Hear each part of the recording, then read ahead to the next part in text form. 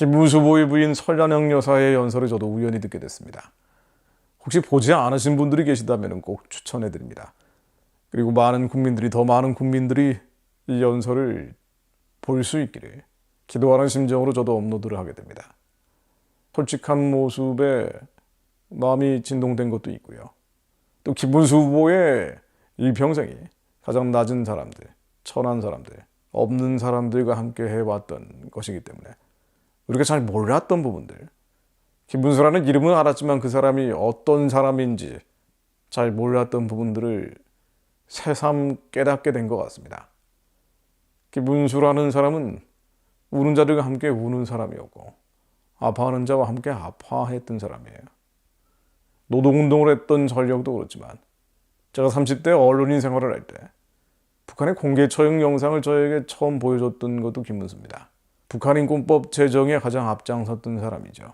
남한에서 우는 자들과 함께 울고 아파하는 자들과 함께 아파했던 김문수는 2천만 북한 노예 동족들을 보기 시작했고 그들과 함께 울고 아파하게 된 겁니다.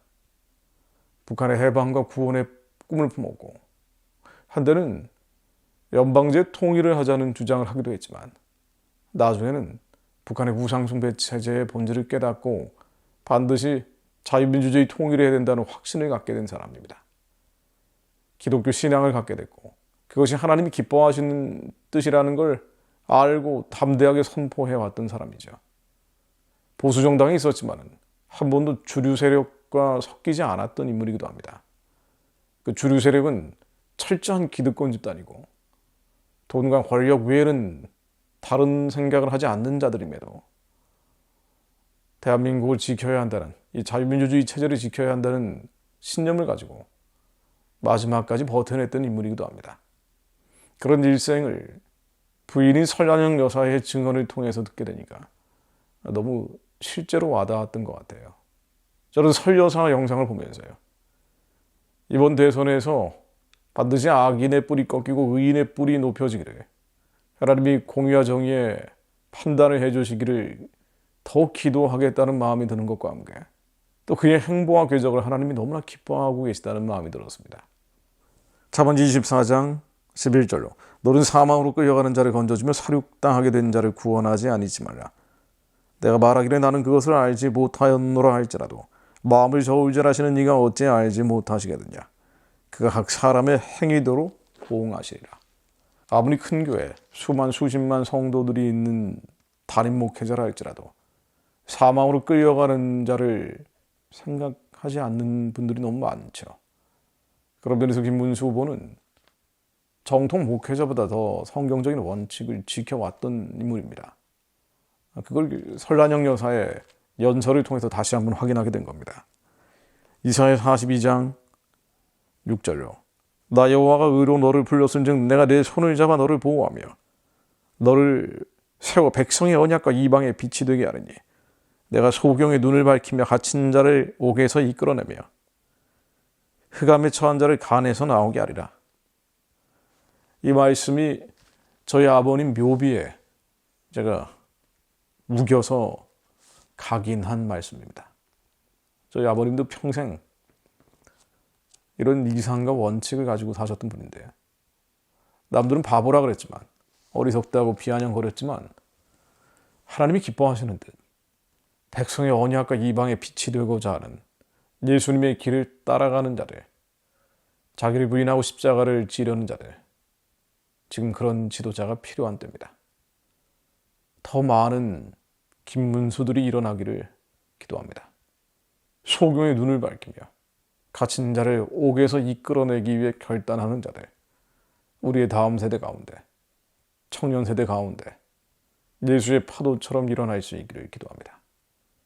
그렇게 2천만 북한 노예 동족들을 해방하고 구원하고 아시아의 10억 영혼들을 섬기기 위해 예루살렘까지 달려가는 선교의 길이 열리는 6월 3일 대통령 선거 되게 하옵소서. 예수 그리스도 이름으로 기도드립니다. 아멘. 국민 여러분, 안녕하십니까? 저는 이번 대통령 선거에 나선 기호 2번 국민의힘 김문수 후보의 아내 설란영입니다. 사실 찬조 연설을 하는 것을 많이 망설였습니다. 평생 평범한 주부로 살아와서 정치에 대해 잘 모르기 때문입니다. 하지만 저는 김문수 후보를 누구보다 잘 아는 사람입니다. 45년을 함께 산 남편 김문수는 정직하고 성실한 사람입니다. 젊은 시절 노동운동을 할 때도 그랬고 국회의원, 도지사, 장관이 돼서도 한결같았습니다. 청렴, 결백하고 공과 사를 구분하는 데 누구보다 엄격합니다. 겉으로 보이는 이미지와 달리 유머러스하고 가족과 주변 사람들에게 따뜻하고 소탈한 사람입니다. 늘 부지런하고 최선을 다합니다. 국민 여러분께 이런 김문수의 진짜 모습을 제대로 알려드리는 것이 도리라고 생각했습니다. 저는 대입 준비를 위해 전남 순천에서 서울로 상경하여 공부를 하던 중 우연히 구로공단에 있는 세진전자라는 회사에 취직을 하게 되었습니다. 1970년대 그 시절 노동자들의 삶은 참으로 비참했습니다. 근로기준법, 노동법과 같은 법은 지켜지지도 않았고 최저임금 제도 또한 없었습니다. 김문수 후보와 저는 노동자들의 인간다운 삶을 위해 함께 노동운동을 했습니다. 1981년 결혼 이후 서울 봉천동에서 단출하게 신혼생활을 시작했습니다. 5공화국이 들어서자 남편은 더 이상 공장을 다닐 수가 없었습니다. 저도 딸아이를 출산하고 다니던 회사를 그만두게 되었습니다. 서울대 근처에 조그만 서점을 운영하면서 저는 현장에서 물러난 여성 노조 간부들과 함께 한국여성노동자회라는 단체를 만들었습니다. 저 자신을 포함한 당시 여성은 결혼을 하고 아이를 낳으면 일을 계속할 수가 없었습니다. 그래서 지금의 어린이집과 같은 타가소를 처음으로 만들었습니다. 남편은 영유아를 위한 타가 사업에도 적극 참여했습니다. 서울, 경기 5곳에 일하는 여성을 위한 타가소를 만들었습니다. 김문수 후보는 일하는 여성들의 현실과 육아 문제를 잘 아는 사람으로 그 어떤 해법을 찾으려고 많은 노력을 기울였다고 생각합니다. 김문수 후보는 1986년 5.3 인천 시위를 주도한 혐의로 보안사에 붙잡혀 가서 온갖 고문을 당한 뒤 구속됐습니다. 저는 계속 서점을 운영하면서 옥바라지와 여성운동을 하면서 바쁘게 지냈습니다. 딸아이는 타가소에 맡겨 주중에는 타가소에서 지내고 주말에만 집으로 와 저와 함께 보냈습니다. 1년쯤 지나 5살 된 딸아이를 데리고 목포 교도소로 면회를 갔습니다. 면회 신청을 한 지 한참을 지나 저는 남편과 창살 너머에 마주했습니다. 아빠의 얼굴을 자주 보지 못했던 딸이 놀라지는 않을까 걱정이 됐습니다. 하지만 딸은 아무렇지도 않게 자기가 한글도 깨우쳤고 읽고 쓸 줄을 안다고 자랑을 늘어놓았습니다.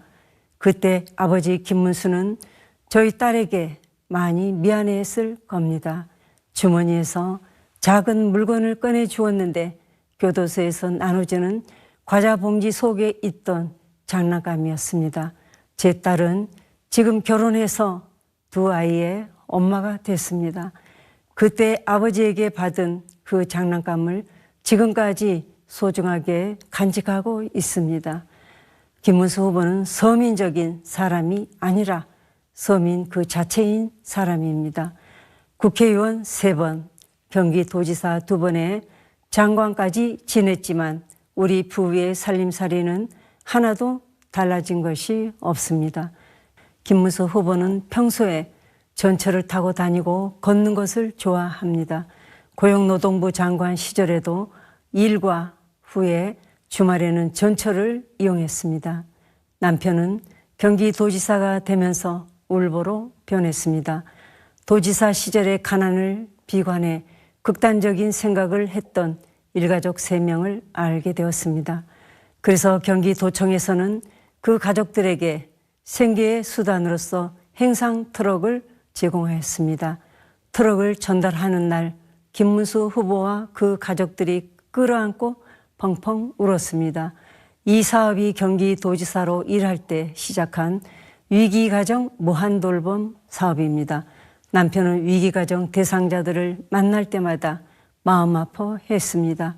한센촌에 가도 매번 그들의 꼬막손을 붙잡고 울었고 학교를 다니지 못하는 한센인들을 위해 한글 학습당을 만들어 주었습니다. 한글을 깨친 한센인들이 김문수 후보에게 편지를 써서 보냈습니다.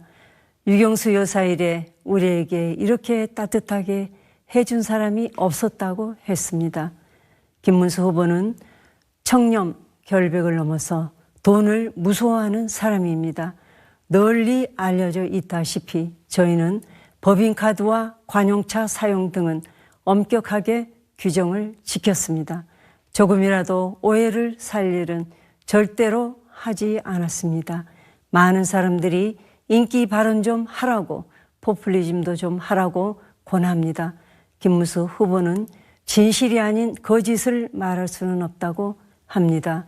우리 세대가 잠시 편하자고 후대의 미래를 망칠 수는 없다고 합니다. 제 남편 김문수 후보는 진실하고 따뜻한 사람입니다. 저에게는 늘 다정다감한 사랑꾼이고 딸바보 아빠입니다. 자신의 피해를 보고 비난을 받더라도 늘 정정당당한 길을 걸어왔습니다. 단 한 번도 장깨를 부리거나 옆길로 샌 적이 없는 사람입니다. 반칙이나 특권, 부정부패는 더더욱 없는 사람입니다. 그런 남편이기에 저는 늘 자랑스럽지만 한편으로는 안타까운 마음도 듭니다. 아내로서의 남들이 쉽게 가지 않는 험하고 외로운 길을 굳이 선택하는 그의 모습을 볼 때는 걱정이 들기도 합니다. 하지만 제 남편은 늘 말합니다. 이 길이 국민을 위한 길이라면, 나라를 위한 길이라면 나는 주저하지 않겠다라고요. 그 말처럼 그는 단 한 번도 자신의 신념을 저버리지 않았고 누구보다 묵묵하게 흔들림 없이 자신의 길을 걸어왔습니다. 여러분, 지금 대한민국은 어디로 가고 있는지 알고 계십니까? 지금 대한민국은 절체절명의 위기에 놓여 있습니다. 그래서 우리는 지금 더욱더 냉철한 판단을 해야 합니다.